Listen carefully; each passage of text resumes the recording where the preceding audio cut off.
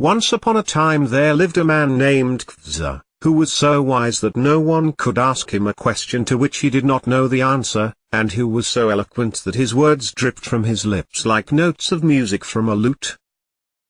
For Kvasir was the first poet who ever lived, the first of those wise makers of songs whom the Norse folk named _skalds _.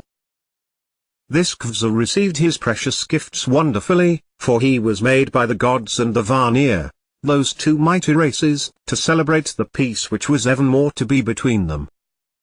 Up and down the world Kvasir travelled, lending his wisdom to the use of men, his brothers, and wherever he went he brought smiles and joy and comfort, for with his wisdom he found the cause of all men's troubles, and with his songs he healed them.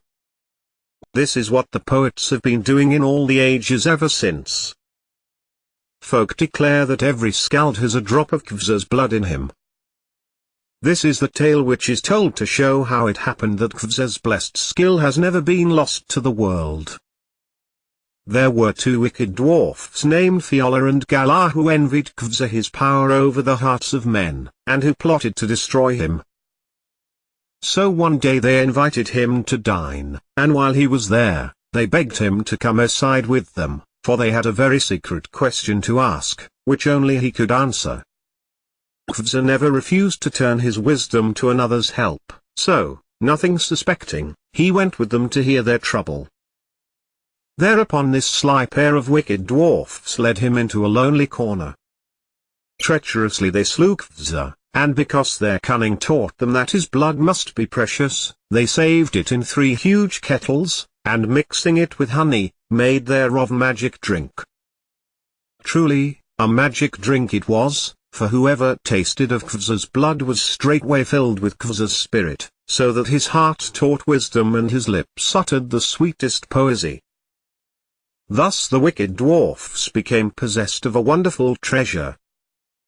When the gods missed the silver voice of Kvasir echoing up from the world below, they were alarmed, for Kvasir was very dear to them. They inquired what had become of him, and finally the wily dwarfs answered that the good poet had been drowned in his own wisdom.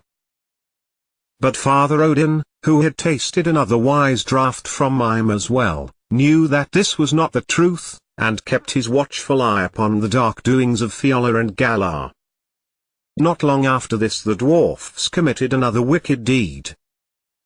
They invited the giant Gilling to row out to sea with them, and when they were a long distance from shore, the wicked fellows upset the boat and drowned the giant, who could not swim.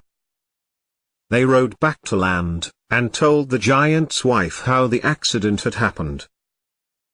Then there were giant shrieks and howls enough to deafen all the world, for the poor giantess was heartbroken, and her grief was a giant grief. Her sobs annoyed the cruel-hearted dwarfs. So Fjalar, pretending to sympathize, offered to take her where she could look upon the spot where her dear husband had last been seen.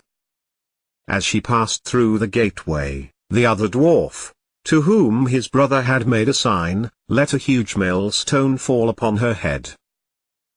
That was the ending of her, poor thing, and of her sorrow, which had so disturbed the little people, crooked in heart as in body.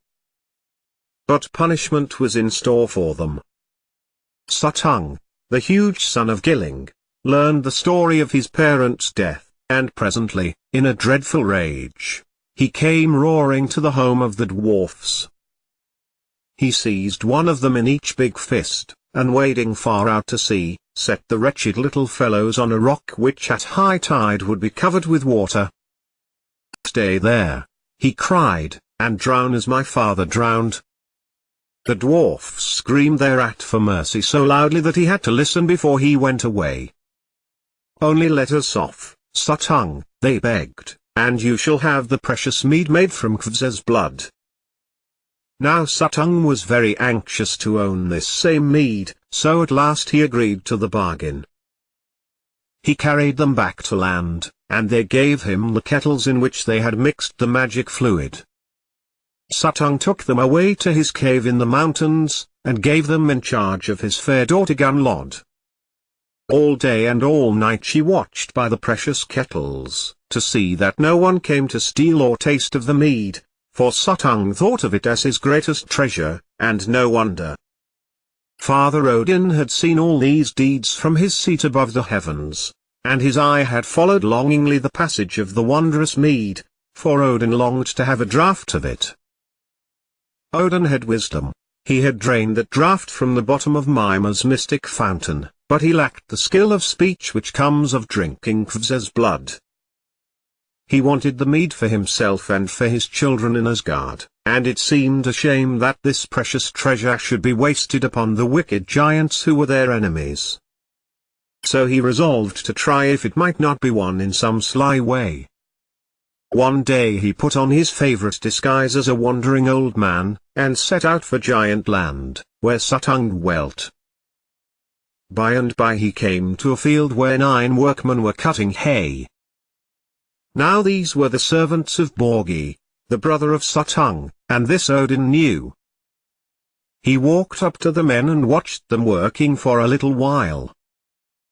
"Ho!" he exclaimed at last, "your scythes are dull. Shall I whet them for you?"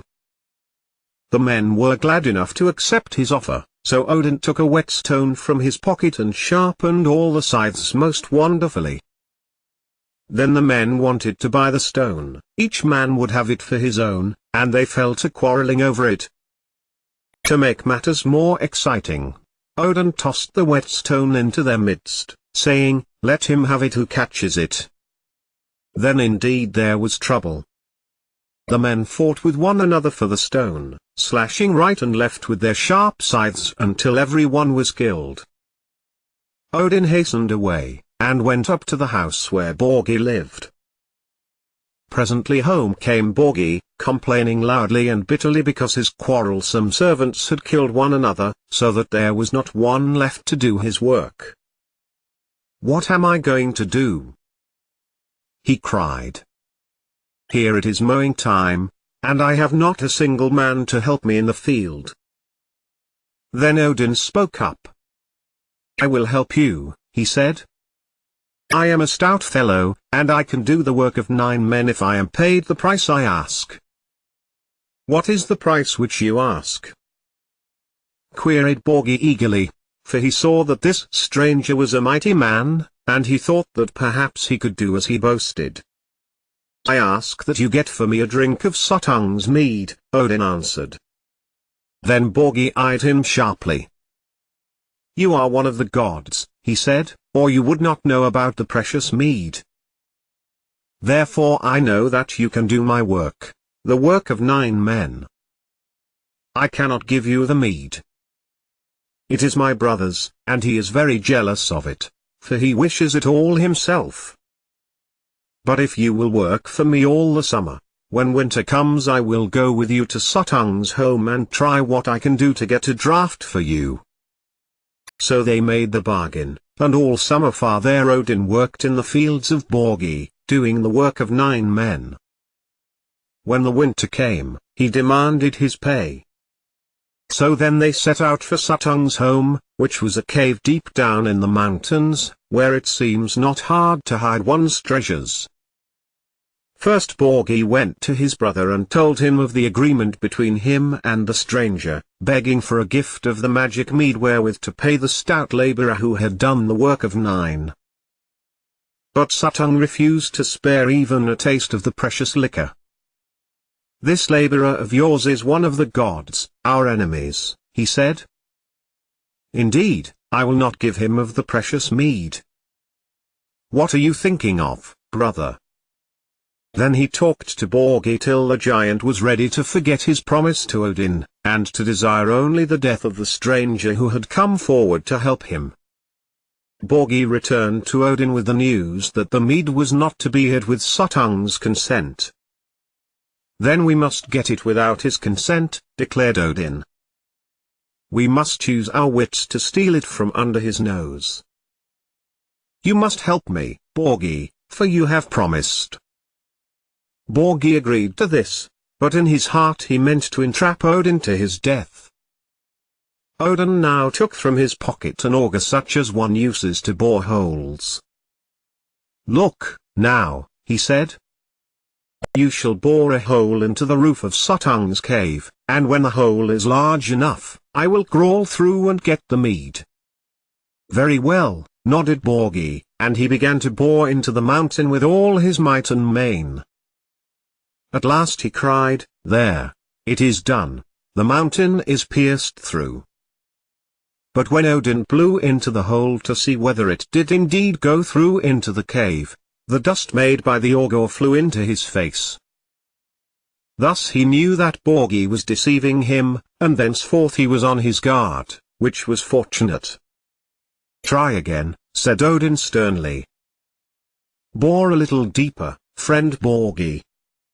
So Borgi went at the work once more, and this time when he said the hole was finished, Odin found that his word was true, for the dust blew through the hole and disappeared in the cave. Now Odin was ready to try the plan which he had been forming. Odin's wisdom taught him many tricks, and among them he knew the secret of changing his form into that of any creature he chose. He turned himself into a worm, a long, slender, wiggly worm, just small enough to be able to enter the hole that Borgi had pierced. In a moment he had thrust his head into the opening, and was wriggling out of sight before Borgi had even guessed what he meant to do. Borgi jumped forward and made a stab at him with the pointed auger, but it was too late. The worm's striped tail quivered in out of sight, and Borgi's wicked attempt was spoiled. When Odin had crept through the hole, he found himself in a dark, damp cavern, where at first he could see nothing. He changed himself back into his own noble form, and then he began to hunt about for the kettles of magic mead. Presently he came to a little chamber, carefully hidden in a secret corner of this secret grotto, a chamber locked and barred and bolted on the inside, so that no one could enter by the door. Suttung had never thought of such a thing as that a stranger might enter by a hole in the roof. At the back of this tiny room stood 3 kettles upon the floor, and beside them, with her head resting on her elbow, sat a beautiful maiden, sound asleep. It was Gunnlod, Suttung's daughter, the guardian of the mead. Odin stepped up to her very softly, and bending over, kissed her gently upon the forehead. Gunnlod awoke with a start, and at first she was horrified to find a stranger in the cave where it seemed impossible that a stranger could enter. But when she saw the beauty of Odin's face and the kind look of his eye, she was no longer afraid, but glad that he had come. For poor Gunnlod often grew lonesome in this gloomy cellar home, where Suttung kept her prisoner day and night to watch over the 3 kettles. "Dear maiden," said Odin, "I have come a long, long distance to see you. Will you not bid me stay a little while?"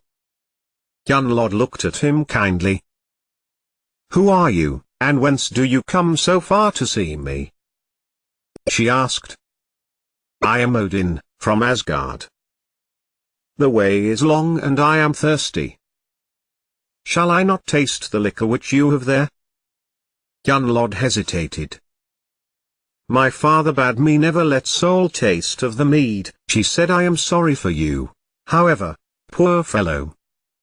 You look very tired and thirsty. You may have one little sip." Then Odin kissed her and thanked her, and tarried there with such pleasant words for the maiden that before he was ready to go she granted him what he asked, 3 draughts, only 3 draughts of the mead. Now Odin took up the first kettle to drink, and with 1 draught he drained the whole. He did the same by the next, and the next, till before she knew it, Gunnlod found herself guarding 3 empty kettles. Odin had gained what he came for, and it was time for him to be gone before Suttung should come to seek him in the cave. He kissed fair Gunnlod once again, with a sigh to think that he must treat her so unfairly. Then he changed himself into an eagle, and away he flew to carry the precious mead home to Asgard. Meanwhile Borgi had told the giant Suttung how Odin the worm had pierced through into his treasure cave, and when Suttung, who was watching, saw the great eagle fly forth, he guessed who this eagle must be. Suttung also put on an eagle's plumage, and a wonderful chase began. Whir, whir. The two enormous birds winged their way toward Asgard, Suttung close upon the other's flight. Over the mountains they flew, and the world was darkened as if by the passage of heavy storm clouds, while the trees, blown by the breeze from their wings, swayed, and bent almost to the ground. It was a close race, but Odin was the swifter of the two, and at last he had the meat safe in Asgard, where the gods were waiting with huge dishes to receive it from his mouth. Suttung was so close upon him, however, that he jostled Odin even as he was filling the last dish, and some of the mead was spilled about in every direction over the world. Men rushed from far and near to taste of these wasted drops of Kvasir's blood, and many had just enough to make them dizzy, but not enough to make them wise. These folk are the poor poets, the makers of bad verses, whom one finds to this day satisfied with their meager, stolen portion, scattered drops of the sacred draught. The mead that Odin had captured he gave to the gods, a wondrous gift, and they in turn cherished it as their most precious treasure. It was given into the special charge of old Bragi of the white beard, because his taste of the magic mead had made him wise and eloquent above all others. He was the sweetest singer of all the Æsir, and his speech was poetry. Sometimes Bragi gave a draught of Kvasir's blood to some favored mortal, and then he also became a great poet.